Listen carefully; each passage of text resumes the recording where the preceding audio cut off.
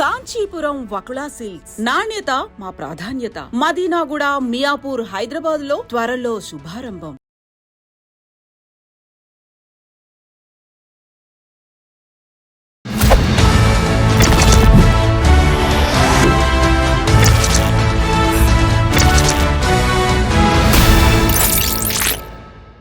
అందరికీ నమస్కారం. నేను Swaroopa Potlapalli. Welcome to trending topic. Amrutha ప్రణయ్కి న్యాయం జరగాలి అని మహిళా ప్రజా సంఘాలు పోరాటం చేశాయి.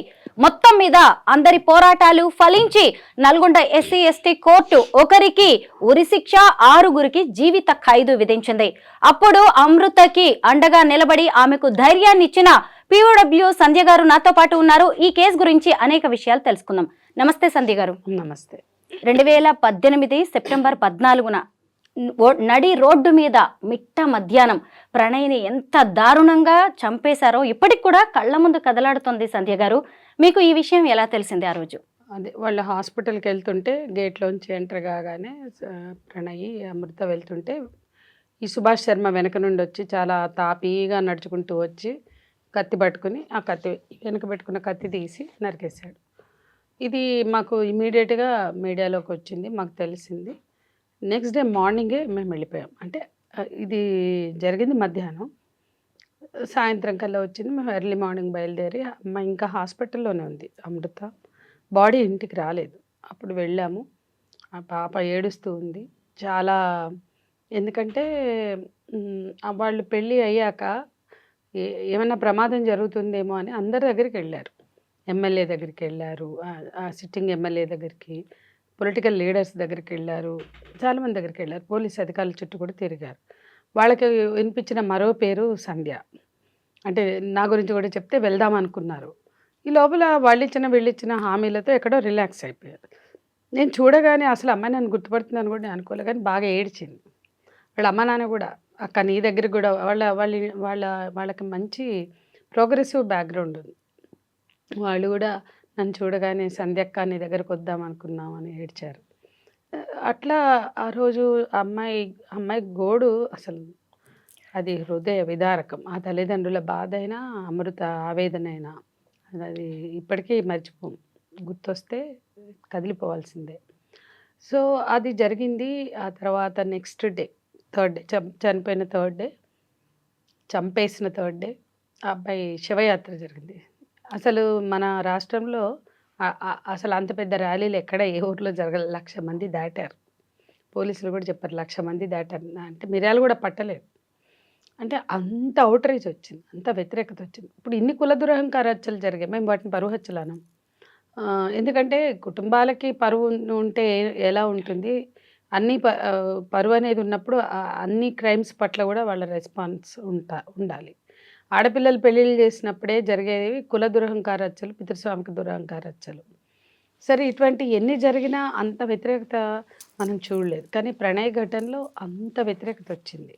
అది పోలీసుల మీద ఒక ఒత్తిడిగా కూడా మారింది. అట్లాగే ఆద్యంతము ఈ కేసులో బాలస్వామి, ప్రేమలత అంటే ప్రణయ్ తల్లిదండ్రులకున్న క్రెడిబిలిటీ, ఆ తల్లిదండ్రులు ఆయన LICలో ఎంప్లాయీ, వాళ్ళ షట్టర్స్లో వీళ్ళు కిరోసిన్ డీలర్స్గా స్టార్ట్ అయ్యారు.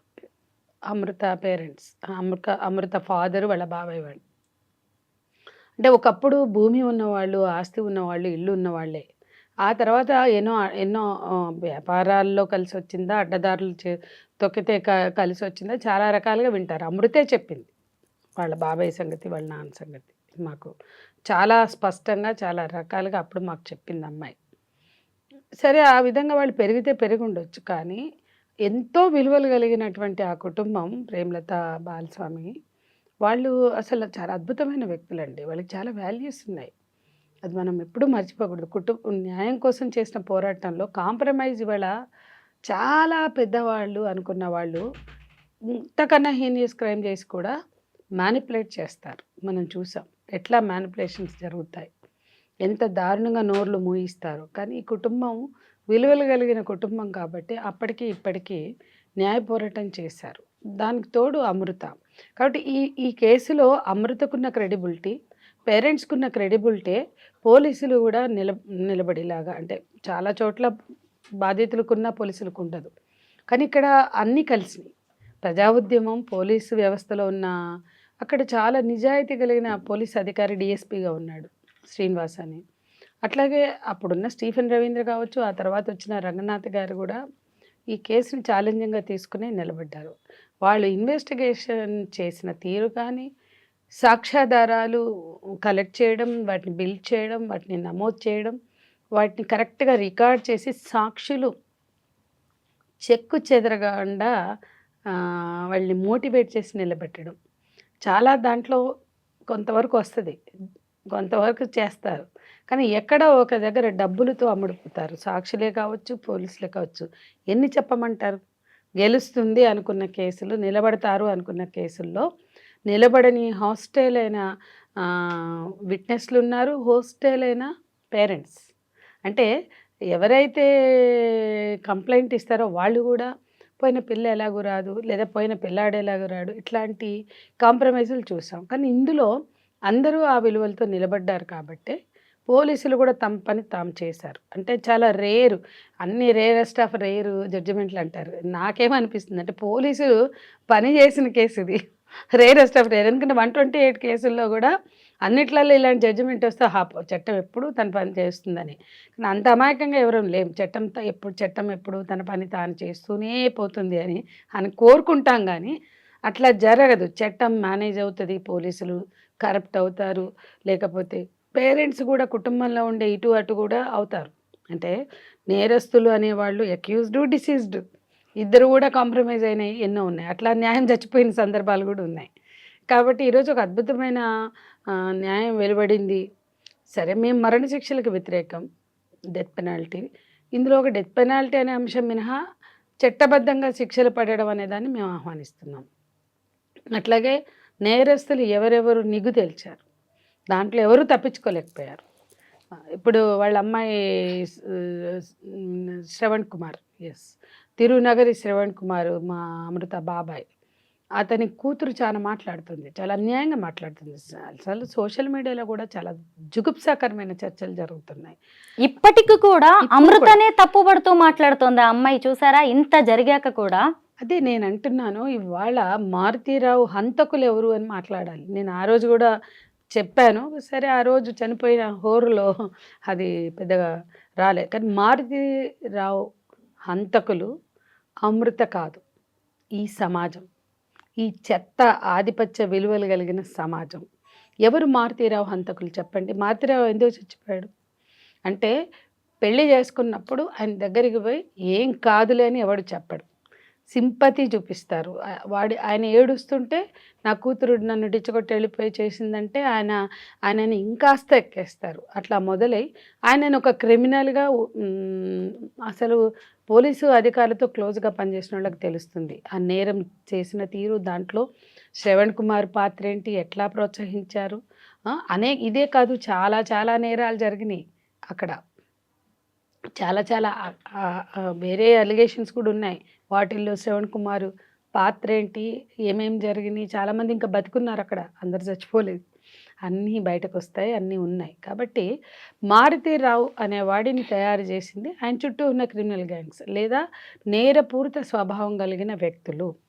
ఆ నేరపూరిత స్వభావం ఆయనలో ఉన్నప్పుడు, లేదా ఆయనలో కొంచెం ఆ పేగుబంధం ఇంకోటో ఆయనని కన్ఫ్యూజ్ చేస్తున్నప్పుడు పక్కన వాళ్ళు అందులోంచి బయటకు తేవాలి. ఎక్కడ పోతుంది నీ బిడ్డ, ఇవాళ కాకపోతే రేపైనా వస్తుంది అని. కానీ అట్లా కాదు, వేరే కులాన్ని చేసుకుంది, ఇంత అవమానమా అంత అవమానమా, నీ కూతురు అట్టెట్లా చేస్తుంది, అట్లా పెంచి పోషిస్తారు. అది అయ్యింది.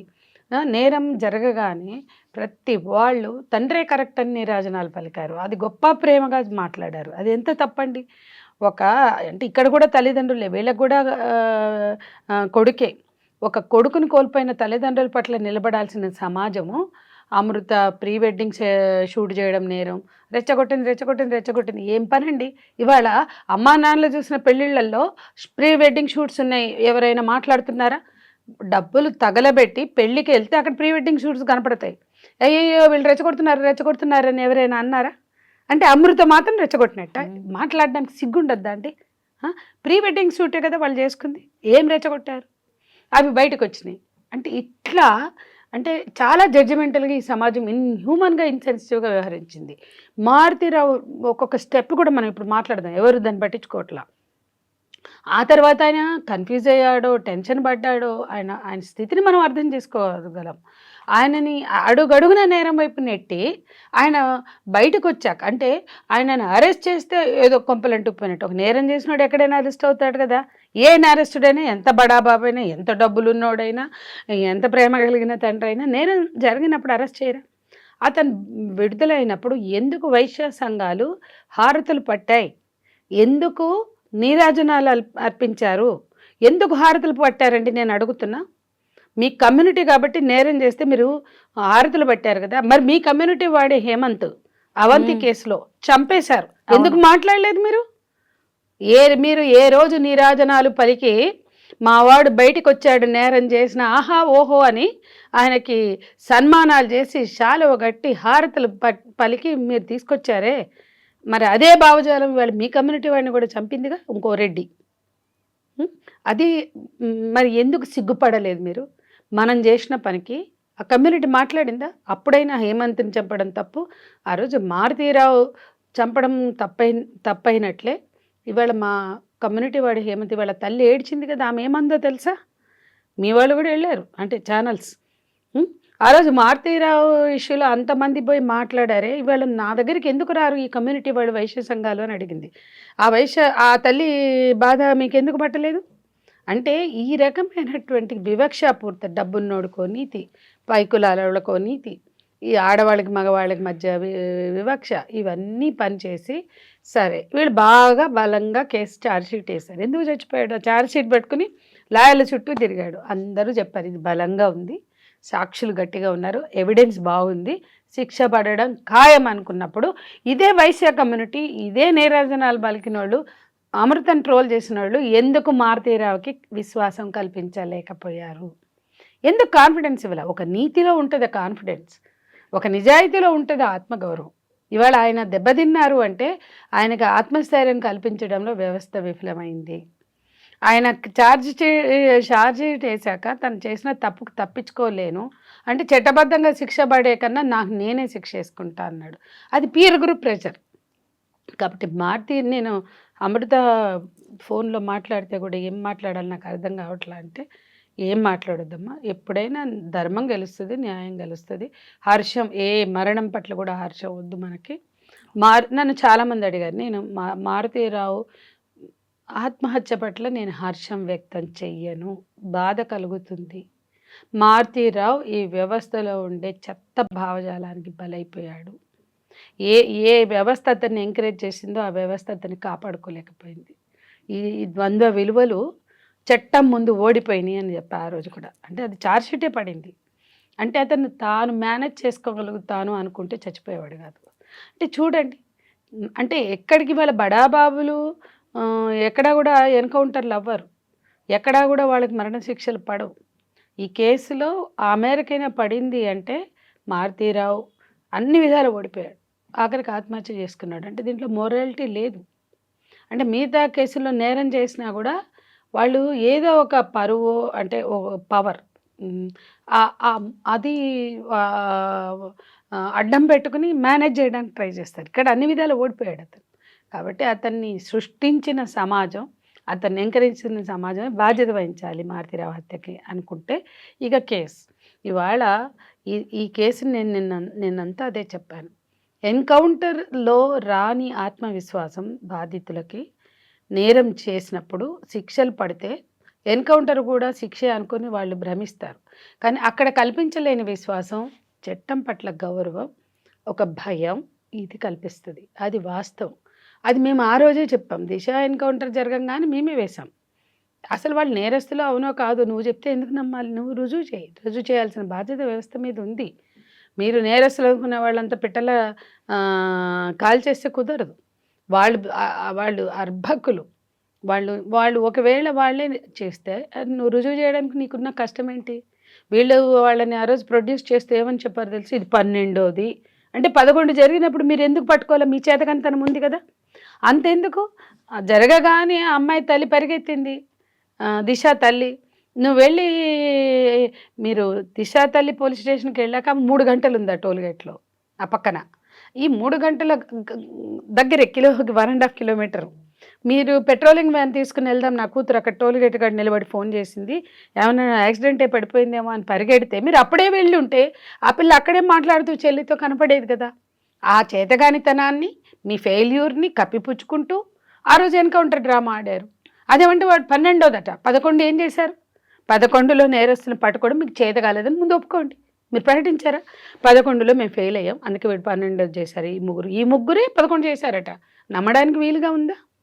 అసలు ఎవరైనా అసలు దిశ ఎన్కౌంటర్లో సజ్జనార్ని మెచ్చుకున్నోళ్ళు, క్షీరాభిషేకాలు పూలాభిషేకాలు చేసిన వాళ్ళు ప్రశ్నించడం మర్చిపోయారు, కామన్ సెన్స్తో ఆలోచించడం మర్చిపోయారు.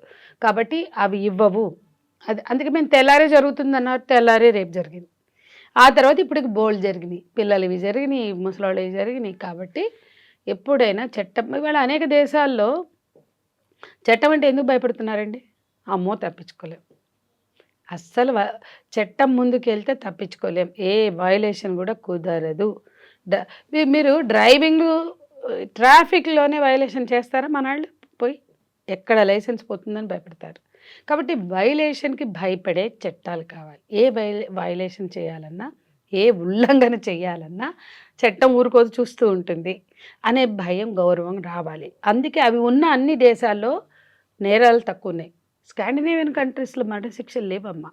అమెరికాలో ఉన్న 56 రాష్ట్రాల్లో చాలా రాష్ట్రాల్లో మరణశిక్షలు లేవు, డెత్ పెనాల్టీ అంటే మేజర్గా 4-5 రాష్ట్రాల్లోనూ ఉన్నాయి.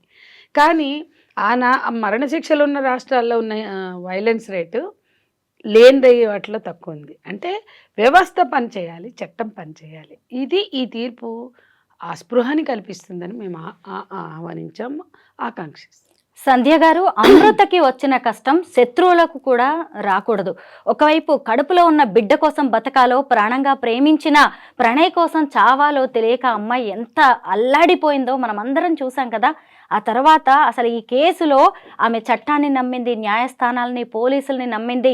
తల్లిదండ్రుల నుంచి ఎంత ఒత్తిడి వచ్చినా, డబ్బు ఆస్తి ఆశ చూపినా కానీ ఆ అమ్మాయి న్యాయం కోసమే నిలబడింది. అలాగే బాలస్వామి, ప్రేమలత గారిని కూడా మనం అభినందించాలి. మీరు కూడా మొదటి నుంచి చెప్తూనే ఉన్నారు. అయితే ఆ తర్వాత ఏం జరిగింది? ఈ కేసు మొన్నటి వరకు అంటే 6 ఏళ్ళు వాళ్ళు పోరాడారు. మీతో టచ్లోనే ఉన్నారా వాళ్ళందరూ? వాళ్ళు ఎప్పుడు నాతో టచ్లోనే ఉన్నారండి. అంటే అసలు ఇప్పుడు ఆ అమ్మాయి గురించి చక్కగా చెప్పావు, నాకు అది నచ్చింది. ఆ అమ్మాయిని అర్థం చేసుకున్న తీరులో చాలా కన్సర్న్ ఉంది. ఒక ఆడపిల్లని కావచ్చు, బాధితురాలనే కావచ్చు, ఆ కుటుంబం పట్ల ఈ వైఖరి అవసరం. బాధితుల పట్ల సమాజానికి ఎంతసేపు వాళ్ళు ఏడుస్తుంటే వాళ్ళ మీద రాళ్ళేసే పనే తప్ప నిన్న కూడా రాళ్ళేసే వైఖరి అంటే నాకు చాలా బాధ కలిగింది.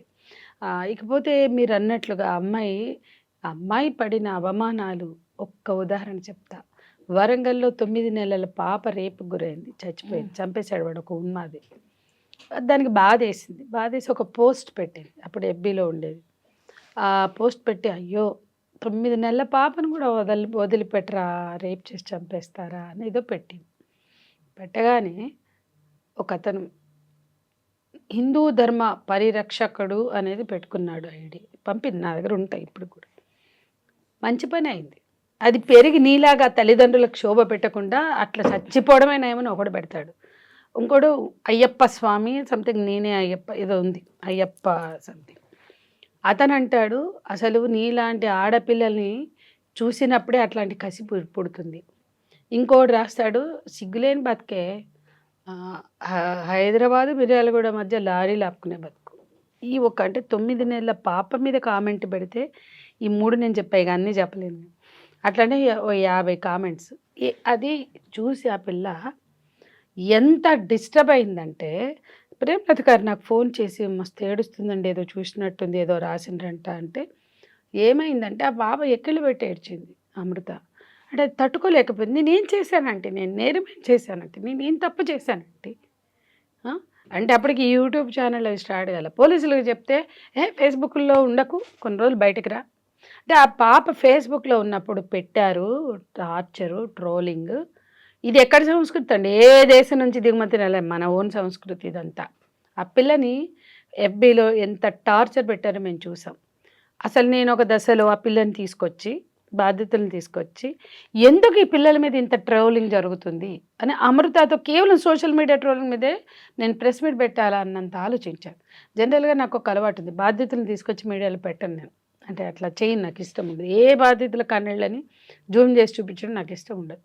బాధ్యతలు ఆత్మస్థైర్యంతో పెరగాలి, ఆత్మగౌరవంతో జీవించాలి, కానీ మీడియా ముందు ఎందుకు అనుకుంటా. కానీ ఆ అమ్మాయి ఇష్యూలో అంటే అంత జరిగింది. పోలీసులు పాపం వాళ్ళు ఏం చేయగలుగుతారు, సైబర్ క్రైమ్ ఎంతకని చేయగలుగుతారు.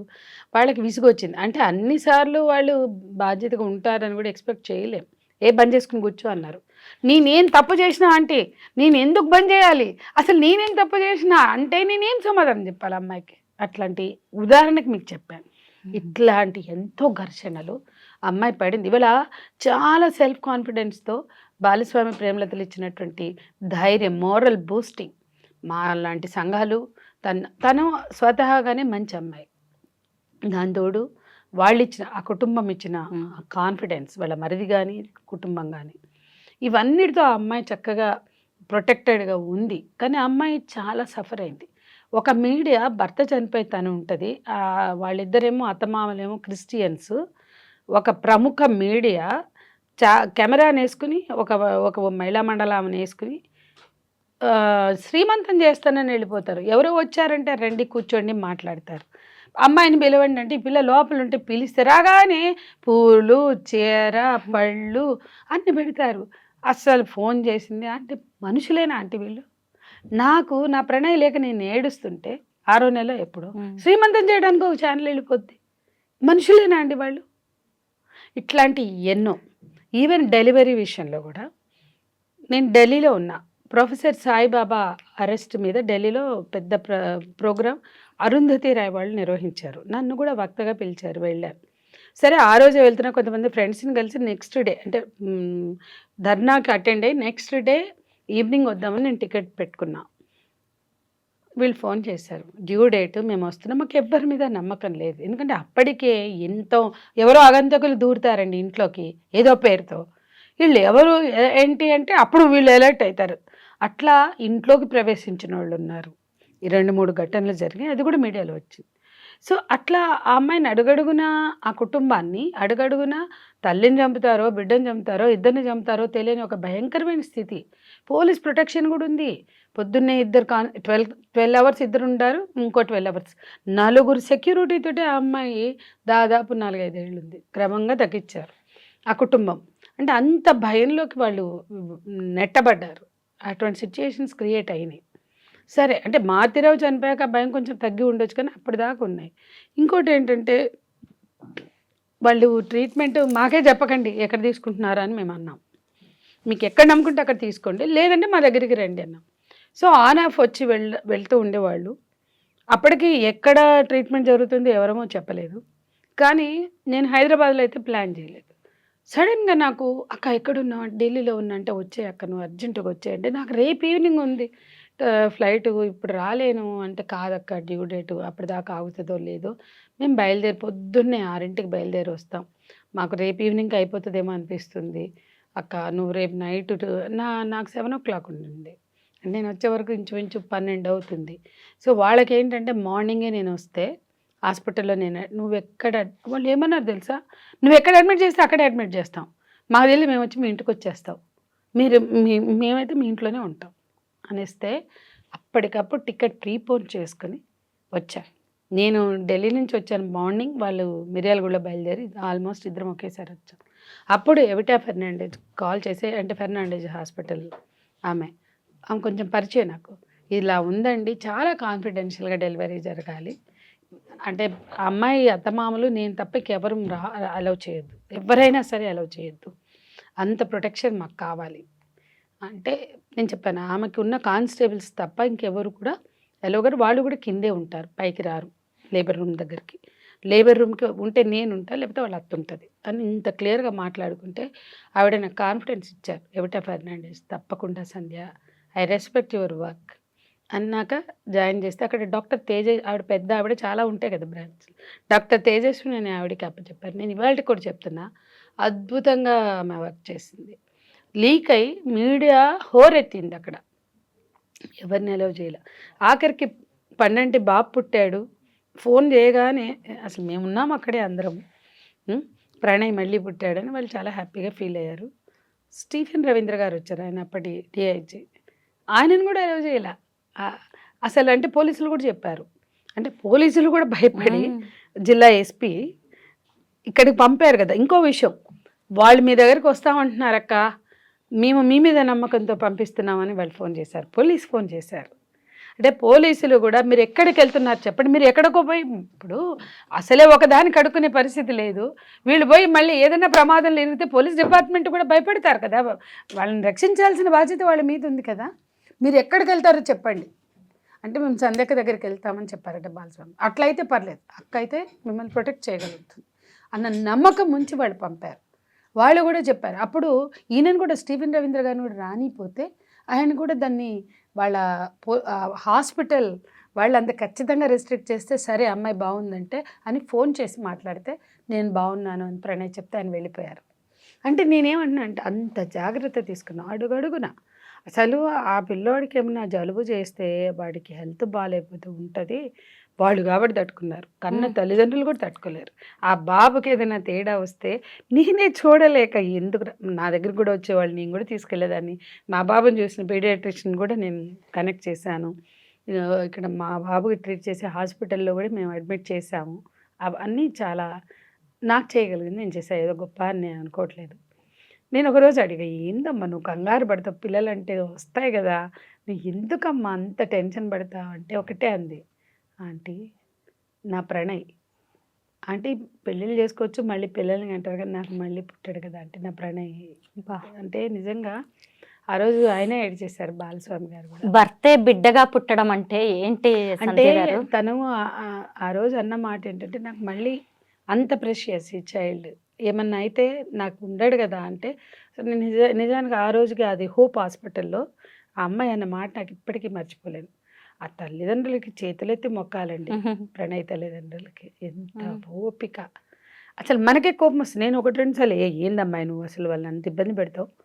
అసలు ఇంకొకళ్ళు అయితే ఈమె వల్లే అసలు మాకు అంటారు. వాళ్ళ ఇంట్లోనే అప్పుడు ఒక రోజు ప్రేమలత గారి తల్లే అమ్మమ్మ, ఎందుకైనా మనవాడిని పెంచాడు పెద్ద మనవడు, అమ్మమ్మకి ఉంటది కదా బాధ. ఓ రోజు నా దగ్గరే అంది, కానీ మీరు మాకండి అట్లా అని చెప్పాను. అంటే వాళ్ళు కూడా అవుట్ ఆఫ్ లవ్ కానీ చెప్తున్నా. కానీ నిజంగా ప్రణయ్ తల్లిదండ్రులు గొప్ప మనుషులమ్మ. ఆ అమ్మాయి బతికి ఉందే గానీ కడుపులో ఉన్న ఆ బిడ్డని కనాలి అని, కానీ మానసికంగా ఎంత స్ట్రగుల్ అయింది, లోపల లోపల ఎంత కుమిలిపోయింది. ఆ ఎఫెక్ట్ అనేది నిహాన్ ఆరోగ్యం మీద పడింది చూసారా. నిహాను కడుపులోంచి బయటకు వచ్చే వరకు అడుగడుగున ఆ అమ్మాయి పడిన తపన ఆరాటం, వాడి కోసం చేసిన పోరాటం, వాడు వచ్చాక వాడి కోసం చేసిన ప్లానింగ్స్. కానీ ఆ ప్రెషర్ ఉంటుంది, డెఫినెట్గా ఉంటుంది. చాలామంది ఆటిజంతో వచ్చిన పిల్లలు మేము చూస్తాం కదా, ఆ తల్లులు ఎవరైతే ఒత్తిడికి గురవుతారో వాళ్ళ పిల్లలు. ఇప్పుడు అమెరికాలోనే నాకు ఎన్ని కేసులు, అక్కడున్న ప్రెషర్ కూడా చాలా ఎక్కువ, బోల్డ్ అని మనకన్నా ఎక్కువ. మరి అక్కడ ఉన్న సిచ్యుయేషన్ ఏంటో కానీ నాకు ఇండియా కన్నా ఆర్టిజం కేసెస్ చాలా అమెరికాలో కనిపిస్తుంది. సో ఇక్కడ కూడా తీవ్ర ఒత్తిడికి గురైన తల్లుల మీద ఇక్కడ కూడా నేను ఒక కేసు చూసా. నేను ఆ తల్లిని చెడమడ తిట్టిన, ఏందమ్మా ఏమవుతుందని అంతగానం ఒత్తిడికి గురై పిల్లలు కూడా ఆరోగ్యాలతో పుట్టకుండానే. కానీ ఇది ఆ అమ్మాయి థింకింగ్ మోడ్ ఆఫ్ థింకింగ్ వల్ల కాదు, అమ్మాయి సిచ్యుయేషన్స్ వలన పడింది. అందుకని నేనేమంటానంటే తన లైఫ్ తనకు చూసుకునే హక్కు తనకుంది. తన లైఫ్ పట్ల జడ్జిమెంటల్గా ఎవ్వరూ ఉండాల్సిన అవసరం లేదు. ఆమె మళ్ళీ పెళ్లి చేసుకున్న ఆమె జీవితం ఆ హక్కు ఉంది. ఆమె తను ఎలా ఉండాలనుకుంటుందో అలా ఉంటుంది. దాని మీద ఎవరికి కూడా కామెంట్స్ పాస్ చేసి జడ్జిమెంటల్గా ఉండడానికి రైట్ లేదు అని నేను బలంగా ఫీల్ అవుతా. ఈ విషయంలో నేను చేయగలిగిన సహకారం వాళ్ళు కోరినప్పుడు, నేను ఎప్పుడు ట్రెస్ పాస్ అయిపోలే వాళ్ళ జీవితాల్లోకి. వాళ్ళు కోరినప్పుడు వాళ్ళు ప్రణయ్ వర్ధంతి ఉంటే పిలిచేవాళ్ళు, వెళ్ళేవాళ్ళం. బట్ బర్త్డే ఫస్ట్ బర్త్డే కొంచెం గ్రాండ్గా చేస్తే వెళ్ళాం. అట్లా వాళ్ళు కోరినప్పుడు వాళ్ళు ఫీల్ అయినప్పుడు ఎప్పుడు మేము ఉన్నామని మేము వర్క్ చేసాం. నాలాగా చాలామంది ధైర్యం చెప్పారు, మద్దతు పలికారు. సంధ్య గారు, ఒకవైపు ఇలాగా కేసులో తీర్పు రాబోతుంది అంటే అమృత అక్కడికి వస్తుందేమో అని అందరూ అనుకున్నారు. కానీ అమ్మాయి మిర్యాలగూడ రాలేదు, నల్గొండకి రాలేదు, నిహాన్ కానీ అలాగే అమృత కానీ. ఎందుకు? ఏదైనా ప్రాణహాని ఉందని రాలేదా, భయపడి రాలేదా? దీనికి ఏమైనా ప్రత్యేక కారణాలు ఉన్నాయా? అంటే నాకు ఒకటి అర్థమైందమ్మా, ఏ బాధితులకైనా మీ పట్ల ఇలా జరిగింది అని గుర్తు చేయడాన్ని ఇష్టపడరు. అది మనం అర్థం చేసుకోవాలి. అది వాళ్ళు ఎదుర్కొన్న పెయినే కావచ్చు, వాళ్ళు అండర్‌గో అయిన పెయినే కావచ్చు. అంటే ఎంతకాలం సమాజం జాలిని వాళ్ళు ఎదుర్కోవాలి చెప్పండి? అది మర్చిపోయి బతకొద్దా? వాటికి దూరంగా బతకొద్దా? ఇప్పుడు నా దగ్గరకొచ్చిన ఎంతోమంది బాధితులకి మీ ఏడుపులన్నీ పిల్లలకి చూపించకండి. మీరు సెల్ఫ్ రెస్పెక్ట్, సెల్ఫ్ కాన్ఫిడెన్స్ కోల్పోయి ఎప్పుడు చూసినా డిప్రెషన్. ఇవాళ పొద్దునే ఒక అమ్మాయి వచ్చింది, గంటన్నర ఉంది. అందుకే అన్నీ లేట్ అయినాయి ఇవాళ నాకు. ఆ డిప్రెషనేనండి. అరే! నేనొక్కటే చెప్పా లాస్ట్‌కి, నీ డిప్రెషన్ చూడు, అది నీ పిల్లల భవిష్యత్తుని నాశనం చేస్తది.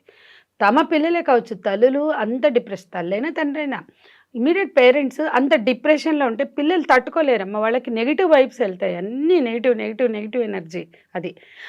అంటే నెగెటివ్ అంటే ఏంటంటే, అమ్మ పొద్దుగూకులు ఏడుస్తుంటే ఆ బిడ్డలకి ఏం పెరుగుతుంది? అమ్మ నాన్నలు సంతోషంగా ఉంటే పిల్లలు సంతోషంగా పెరుగుతారు. అమ్మ పొద్దుగూకులు ఏడుస్తూ అమ్మ జాలి మీదో, ఎంపతి మీదో, సింపతి మీదో ఉన్నప్పుడు దాని ఇంపాక్ట్ ఉండే చిల్డ్రన్ మీదే కదా! అది ఎందుకు అర్థం కాదు మనకి? కాబట్టి ఆ పాత జ్ఞాపకాలు నిహాన్ మీద పడకూడదని కూడా అనుకోవచ్చుగా. లేదా ఇప్పుడు చిన్నప్పుడు వేరు, ఇవాళ వాడికి కూడా కొన్ని అర్థమవుతున్నప్పుడు అవన్నీ ఏమైంది? ఎందుకు జరిగింది? నాన్నని ఎందుకు చంపేశారు? ఎవరు చంపేశారు? తాతనే చంపారా? ఆ అమ్మమ్మ దగ్గర వాడు ఉన్నప్పుడు ఆ చర్చలన్నీ ఇవాళ నిహాన్‌కి అవసరమా అని అడుగుతున్నాను. నేను నిహాన్ కోణంలోంచి మాట్లాడుతున్నా. అంటే మనం ఏదైనా కూడా ఇప్పుడు మేము ఇన్నిటికి వ్యతిరేకంగా ఇన్ని నిర్బంధాల మధ్య ఊపాలంటి కేసుల మీద మేము పోరాడతాం. కానీ బాధితులకు ధైర్యం చెప్తాం కానీ, నువ్వెందుకు అంటే ఫైట్ చేయి అంటాం. కానీ ఆమె సిట్యుయేషన్‌ని బట్టే చెప్తాం. ఆమె పిల్లలు ఇంకా సమస్యల్లో మేము వెళ్ళిపోయినట్టు, అక్రమ కేసులు మేము పెట్టించుకున్నట్టు వాళ్ళు పెట్టించుకోవాలని మేము అనుకోం. ఎందుకు అంటే వాళ్ళ స్థాయిని బట్టే దాన్ని ఎదుర్కొంటారు. వాళ్ళ చైతన్యాన్ని బట్టే ఎదుర్కొంటారు. అట్లాగే ఏ తల్లికైనా తమ జీవితంలో ఉన్న విషాదం పదే వాళ్ళ కళ్ళ ముందు ఆవిష్కరించబడాలి, వాళ్ళ కళ్ళ ముందు ఉండాలి అని అనుకోరు. తల్లిగా నువ్వు కూడా అనుకో. నీ జీవితంలో ఏమైనా పెయిన్స్ ఉంటే అది ఏదో అవసరమైతే వాళ్ళని ఎడ్యుకేట్ చేయడానికి ఎప్పుడైనా చెప్పాల్సి వస్తే చెప్తారేమో, కానీ పదే నీ జీవితంలో ఉన్న పెయిన్ కానీ విషాదం కానీ వాళ్ళ మీద రుద్దితే ఎట్లా ఉంటుంది? ఒక అమ్మాయి వాళ్ళ అమ్మ నాన్న అంటే చాలా ఇష్టం. తల్లి చనిపోయింది. ఆ పిల్ల ఆ ట్రోమాలోంచి బయటికి రాలేక పదే వాళ్ళ అమ్మాయిని పట్టుకుని ఏడుస్తూ ఉంటే పిల్లలు దాన్ని తీసుకోలేకపోయారు. ఎప్పుడు చూసినా వాళ్ళ అమ్మ గురించి ఏడుస్తుంది. మా అమ్మ ఏడుస్తుంటే మాకు బాధ ఉండదా అని అడిగింది. వాళ్ళు టీనేజ్లో ఉన్న పిల్లలు వాళ్ళ అమ్మమ్మ కోసం వాళ్ళ అమ్మ ఏడుస్తుంటే, మా అమ్మ ఏడుస్తుంటే మేము ఎట్లా తట్టుకుంటాం అన్నారు. అందులో న్యాయం లేదా? అంటే ఇది జీవితం అమ్మ. జీవితంలో చాలామంది ఆమె ఎందుకు రాదు, ఆమె ఎందుకు నిలబడదు అంటారు కదా. అంటే నువ్వు అలా అన్నావని నేను అనట్లేదు, కానీ దానికి సమాధానం వెతికే ప్రయత్నం చేసావు కదా. నేను దానికి కరెక్ట్గా చెప్పాలనుకుంది, నిహాన్ని దానికి దూరంగా పెంచాలని అమృత అనుకోవడం కూడా మనం అర్థం చేసుకోవాలి. ఎక్కడా కూడా అమ్మాయి యొక్క కామెంట్ కూడా చేయలేదు. రంగనాథ్ గారికి కాల్ చేసి మాట్లాడింది, థ్యాంక్స్ చెప్పిందే తప్ప. అయితే తర్వాత కూడా అమ్మాయి తన జీవితాన్ని ఎంత గొప్పగా తీర్చిదిద్దుకుంది. యూట్యూబ్లో తనను తాను డైవర్ట్ చేసుకుంది, మంచి వీడియోస్ పెట్టింది. ఆ విషయాల్లో కూడా పాపం ట్రోలింగ్ కి గురైంది. అమ్మాయి ఒక మంచి డ్రెస్ వేసుకుంటే కూడా అందరూ కోరుకున్నది ఆమె ఏడుస్తూ కూర్చోవడమే. అయితే ఈ తీర్పు తర్వాత ఆ అమ్మాయి అమ్మా నాన్న చేసిన పెళ్లిలో వాడు చచ్చాడే అనుకో భర్త, లేదా వదిలేసాడు అనుకో, మరో పెళ్లి చేస్తే తప్పపట్టినా ఇంత ట్రోలింగ్ ఉండదు. కానీ ఆ అమ్మాయి ఎప్పుడు చూసినా ఏడుస్తూ ఉండాలి. అంటే ఒక రకమైన కక్షపూరిత వైఖరి అట్లా ఉండకూడదండి. ఏ బాధితుల పక్షానైనా ఉండకూడదు. అయితే ఈ తీర్పు తర్వాత సోషల్ మీడియా అకౌంట్స్ నుంచి అమృత పక్కనే ఉన్న ప్రణయ్ అనే పేరును తీసేయడం మీద కూడా పెద్ద చర్చ జరుగుతోంది. అమృత రెండో పెళ్లి చేసుకోబోతోంది, అత్తమామలకి దూరం అయింది, కనీసం నల్గొండ రాలేదు, మిర్యాలగూడ రాలేదు అంటూ కొత్త కామెంట్స్, కొత్త వాదన అనేది తెర మీదకి తీసుకొచ్చే ప్రయత్నం జరిగింది. సంధ్య గారు మీరేమంటారు దీని మీద? అంటే నేనేమంటానంటే, కొత్త జీవితంలోకి అడుగు పెట్టాలి, నిహాన్కి తండ్రి ప్రేమ దక్కాలి. అట్లాగే ఆమె చాలా సెల్ఫ్ కాన్ఫిడెన్స్తో బిడ్డను పెంచుకోవాలి అనుకున్నప్పుడు ఆమె అమృత ప్రణయ్ అని అన్ని రోజులు పెట్టుకోవడం కూడా అవసరం లేదని నేను అనుకుంటాను. అంటే ఎవరైనా మన ఇళ్లలో ఆడపిల్లలు యంగ్ విడోస్ అయితే, అది నిండా 20 ఏళ్ళు లేవు దానికి అప్పుడు. అంతే, పిల్లోడికి అబ్బాయికి అయితే 23 ఏళ్ళు. సంధ్య గారు మొన్ననే 30 ఉన్నారండి. నేనేమంటున్నా అంటే, మన అమ్మాయి అట్లా ఉంటే ఇంకా అంత జీవితం అంతా విడోగా ఉండాలి మనం అనుకుంటాం, అనుకోం కదా. మరి అమృత ఏం తప్పు చేసింది? ఇప్పుడు ఎంతోమంది తల్లిదండ్రులు మళ్ళీ పెళ్లి చేయాలన్నప్పుడు వాళ్ళు ఏం చేస్తున్నారు, వాళ్ళకు పుట్టిన ఒకళ్ళు ఉంటే బిడ్డలు వాళ్ళు ఉంటే అవతల సంబంధాలు రావు అని అది అమ్మ తాతయ్యలు తండ్రులై పెంచుతారు. అవును, తల్లిదండ్రులై. నేను చాలా కేసెస్ చూపిస్తాను. ఎందుకు ఆ పాపకు మళ్ళీ పెళ్లి చేయాలి, వీడుంటే ఆ పాపో బాబో ఉంటే మళ్ళీ సంబంధాలు వెనక్కిపోతాయని. అసలు ఆ అమ్మాయి తండ్రి లేడు, తల్లి ఉంది. తల్లి ఉండాలి అనుకోవడం కన్నా మేము పెంచుతాం, ఆ బాబు ఆ పాపో మీకు భారం కాదని చెప్తారు. నేను దాన్ని కూడా అభ్యంతర పెట్టా కొన్నిసార్లు. అంటే అలా బిడ్డతో సహా తల్లిని యాక్సెప్ట్ చేయాల్సిన సందర్భాలు ఉంటాయి, చేసిన వాళ్ళు కూడా ఉన్నారు. కానీ వీళ్ళు సిద్ధపడిపోతారు. అంటే అమ్మాయికి మళ్ళీ పెళ్లి చేయాలంటే ఏది ఆటంకం కాకూడదు అని. అదే ఆ అమ్మాయికి కూడా ఆలోచించవచ్చు కదా, మనం అట్లా అర్థం చేసుకోవచ్చు కదా. తల్లిదండ్రులే ఆ బిడ్డకి ఏ ఆటంకాలు లేకుండా చేస్తున్నారు. యంగ్ వీడియోస్ ఉంటాయి, ఆ బిడ్డల్ని తీసుకొచ్చేసుకోవడం. ఒక అమ్మాయి కొట్లాడుతుంది నా దగ్గరకు వచ్చి, నా బిడ్డను వాళ్ళు పెంచుతున్నారు అంటే. ఏమ్మా అంటే, మేడం కొడుకుంటే సంబంధాలు రావు మేడం, ఎందుకు వెనక్కిపోతాయి మేడం అంటే. అది వాళ్ళ ప్రేమ అందులో ఉంది. అవును, మరి అదే ఈ అమ్మాయికి ఎందుకు వర్తింప చేయలేకపోతున్నాం, ఇది మనం ఆలోచించాలి. నిజమే. అసలు అమృత జీవితం అయితే కొత్తగా ఉండాల్సిందే, వెలుగులు పూయాలి. మనమందరం కూడా అదే కోరుకోవాలి. అమృత జీవితంలో ఉన్న చీకటి కోణాల గురించి మా అందరికీ తెలిసేలా చేశారు. థ్యాంక్ యూ సో మచ్ సంధ్య గారు. Thank you.